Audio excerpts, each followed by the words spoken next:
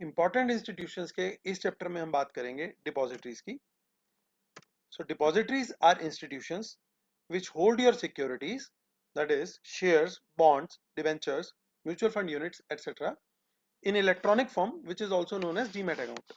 So depositories उस institutions को हम बोलते हैं जो हमारी सिक्योरिटीज को होल्ड करता है, और ये सिक्योरिटीज कोई भी हो सकती है, इक्विटी शेयर्स भी हो सकते हैं, बॉन्ड्स भी हो सकते हैं, डिबेंचर्स, म्यूचुअल फंड यूनिट्स भी हो सकते हैं, और इन सबको डिपॉजिटरीज होल्ड करते हैं इलेक्ट्रॉनिक फॉर्म में, जो कि होता है हमारा डीमैट अकाउंट। जिस तरीके से बैंक में हमारा बैंक अकाउंट खुलता है, उसी तरीके से इन डिपॉजिटरीज के पास हमारा डीमैट अकाउंट खुलता है।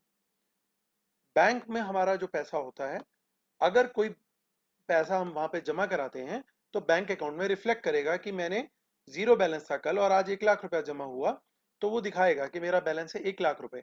उसी तरीके से जब मेरा अकाउंट डीमैट अकाउंट खुलता है इन डिपॉजिटरीज के पास, तो उस समय कोई शेयर नहीं होता, उस समय जीरो दिखाएगा।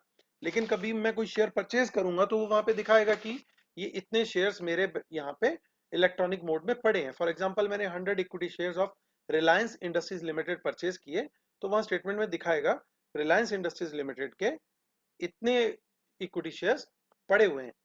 अब सपोज कीजिए मैंने कल को अपने बैंक अकाउंट में उस 1 लाख रुपए में से 20,000 रुपए विड्रॉ कर लिए, तो मेरा बैलेंस दिखाएगा 80,000 रुपीज।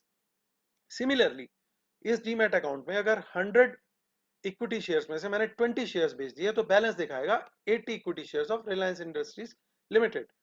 यहाँ पे अलग अलग कंपनीज के शेयर्स भी मुझे दिखेंगे। मैंने मान लीजिए कल इन्फोसिस के 1000 शेयर्स ले लिए, तो अगले दिन दिखाएगा रिलायंस इंडस्ट्रीज लिमिटेड के 80 शेयर्स और इन्फोसिस के 1000 शेयर्स। मैं कल को इन शेयर्स को बेचूंगा और खरीदूंगा, उस तरीके से ये स्टेटमेंट अपडेट होती रहेगी, मेरे डीमैट अकाउंट की जो स्टेटमेंट होगी वो अपडेट होती रहेगी। So that's how it works. So depositories are mainly responsible and accountable for safe keeping of your securities and keep a record of all your trades. यहाँ पे trades का मतलब ट्रांजेक्शन से है, जैसा मैंने अभी ऊपर एक्सप्लेन किया कि कोई भी ट्रांजेक्शन होगी मेरे डीमैट अकाउंट से, कोई भी इनफ्लो या आउटफ्लो ऑफ शेयर्स या सिक्योरिटीज होगा, तो वो मेरे अकाउंट में रिफ्लेक्ट होगा। There are two depositories which are functional in India. One is NSDL and another is CDSL. National securities depository limited यानी NSDL and central securities depository limited यानी CDSL. So ये दो प्राइमरी डिपॉजिटरीज हैं जिनके पास हमारा account खुलता है।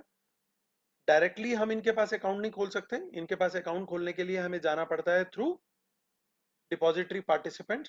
इसके लिए हमें कोई मेहनत नहीं करनी पड़ती। जब भी हम कोई अपना ट्रेडिंग अकाउंट खोलते हैं तो उसके साथ बाय डिफॉल्ट सभी ब्रोकर्स हमारा डीमैट अकाउंट भी खोलते हैं, और यही ब्रोकर्स एज डिपॉजिटरी पार्टिसिपेंट भी एक्ट करते हैं, और ये डिपॉजिटरी पार्टिसिपेंट लिंक्ड होते हैं या तो एनएसडीएल से या सीडीएसएल से। सो ये था एक चैप्टर अबाउट डिपॉजिटरीज। थैंक्स।